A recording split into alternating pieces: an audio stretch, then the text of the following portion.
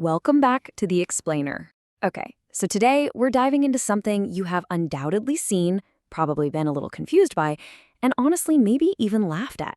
We're talking about the AI slop economy. And as you're going to see, it's basically rewriting the rules of the internet and, well, our shared objective reality. I mean, seriously, if you've opened any social media app lately, you've probably asked yourself this exact question. Like, why is my feed suddenly flooded with these totally bizarre, hyper-realistic images? We're talking about a statue of Jesus made entirely out of shrimp, or a pug trying to raise a human baby on a desert island, or my personal favorite, a guy transforming into a muscular cabbage Hulk and literally tearing his own vegetable head off. You might have even scrolled past Pope Francis taking a mid-air selfie with Jesus. It's weird, it's completely wild, and it is absolutely everywhere. But where exactly is all this stuff coming from? Okay, let's dive into this. What you're seeing actually has a name. It's called AI Slop. See, because AI tools have just drastically lowered the barrier to entry, pretty much anyone can now produce writing, images, or music that looks or sounds, plausibly professional. You don't need a fancy camera, a crew, or years of artistic training anymore. With just a simple text prompt, creators can churn out this mass-produced, super cheap, and deeply surreal content that just floods social media platforms. It's basically digital soup, and it's designed for one thing and one thing only, to grab your attention. To put it bluntly, AI slop is essentially the newest iteration of spam. The CEO of an AI content detection platform actually summed it up perfectly. He said, "Not all AI content is spam, but right now all spam is AI content." And it's actively breaking the platforms we used to rely on. Take Pinterest, for example. It used to be this great, heavily image-based platform for finding real inspiration. Now, users are finding it almost completely unusable. You do a simple search for garden, and it pulls up endless rows of blatantly AI-generated, hyper-realistic cats sitting in artificial plants. It's just exhausting, and it's completely bearing actual human-made content. And the scale of this? 50 million views. That is the kind of traffic major network television shows can only dream of. And what exactly earned that staggering amount of attention on Facebook at the start of the year? A synthetic AI-generated image of a horse made out of bread. Yeah, that's it, literally a bread horse. And at another point late last year, 3 of the top 20 most seen posts on the entire platform were AI-generated. That included a picture of a giant fawn bed that somehow pulled in 35 million views. It's just wild. And this brilliantly illustrates why you're seeing all of this stuff, even if you don't actually follow any of these accounts. Platforms like Meta, for instance, have tweaked Facebook so that more than a third of what people see on their feeds now comes from accounts they do not actively follow.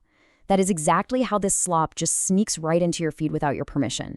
The algorithm pushes it because it drives engagement, and at the end of the day, engagement drives the platform's bottom line. So that brings us to the people actually making it. Believe it or not, there's a whole cottage industry of AI slop gurus selling training courses on how to game this exact system. Their playbook is incredibly calculated, and it is all based on volume. Step 1. Instead of building an audience from scratch, you just buy a pre-existing account that already has thousands of followers. Step 2. You use AI to mass-produce engagement bait.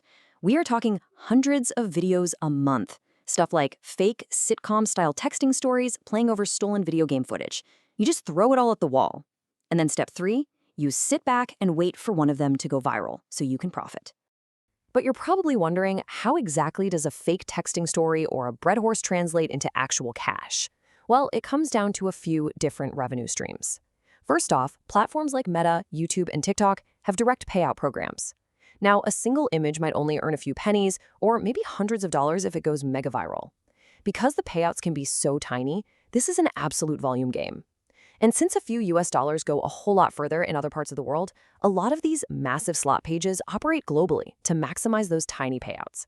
Plus, they also monetize through affiliate links, selling incredibly bizarre products. I mean, everything from snap-on teeth veneers to weird infant duck pillows and novelty naughty boy lamps. But we need to take a sharp pivot here, because this builds into a much, much bigger societal issue. Up until now, we've really just talked about harmless oddities, right? Buff babies or cute dogs working human jobs. But the unchecked growth of AI slop has a serious dark side, and it's transitioning rapidly into actively harmful terrain. The collateral damage to society is honestly staggering. It's turning what was once just digital junk into really serious issues. Things like stolen human art, the spread of fake disaster footage, and a massive environmental drain from the sheer computing power required to churn all this stuff out. One of the absolute most glaring issues is the mass theft of human creativity. See, these AI generators only work because they are trained on the hard work of actual artists, and those artists are rarely compensated or even credited. Take the very specific example of Michael Jones. He's this incredibly talented chainsaw artist over in England who carves magnificent, real wooden sculptures of animals. Well, Slop creators stole his actual photographs and fed them into an AI to create endless synthetic variations of his wood carvings. It completely stripped him of his rightful credit and the exposure he absolutely deserves for his real-world craftsmanship. And the real-world harm extends far past just art theft. Slot makers often chase engagement by creating fake videos of real-world calamities. For example, during recent LA fires, these highly realistic fake images of the Hollywood sign completely engulfed in flames started circulating online. It caused deep, unnecessary panic for local residents who rushed to the area out of fear. Even worse, during the devastating floods in North Carolina, fake AI images showing toddlers and puppies being rescued went incredibly viral. Relief workers actually used social media to find areas needing rescue. So this flood of fake images created dangerous noise, literally wasting vital emergency responder resources when time was absolutely of the essence. So the crucial point here is, it isn't just about us being fooled by what is fake, it's about what happens to our belief in what is real. Disinformation researchers actually call this massive psychological toll the liar's dividend. It's the phenomenon where the simple knowledge that deepfakes and AI slop exist empowers people to discount entirely true stories. Because we know AI can fake pretty much anything now, but kind of give ourselves permission to look at real events and genuine evidence and wrongly say, oh, I think that might be a deepfake, actually. And this is a universal vulnerability. It impacts every single facet of society, regardless of where you sit politically. We are seeing this weaponized right now. A lawyer for a January 6 defendant actually tried to argue that live-stream government evidence was deepfaked. When California's governor posted an authentic photo of soldiers sleeping on the floor in LA, conspiracy theorists instantly smeared it as an AI fake. And we've seen major political figures across the entire spectrum falsely dismiss genuine photos of an opposing candidate's crowd sizes, or even excuse their own very real on-camera gaffes by simply claiming, oh, that was AI. Objective reality is literally breaking down. Now, if you're hoping for a quick technical solution to all of this, I have some pretty tough news for you. There is no easy fix here. While you as a user can try to block these accounts or, click not interested, it's just not going to stop the flood. The platforms themselves are trying to implement labeling systems, but honestly, they're really lackluster. For example, some current rules require an AI label only if the content is realistic, but notably, that often only applies to audio and video, not images. Plus, they heavily rely on the slop creators themselves to actively self-report their own content. Given their clear profit motives, self-reporting is a massive conflict of interest that these creators aren't exactly incentivized to honor. Which kind of leaves us here. We are entering an era where AI slop is not only lucrative for its creators and wildly profitable for the social media platforms pushing it to us, but it's fundamentally corrosive to our shared understanding of the world. So I really want to leave you with this to think about.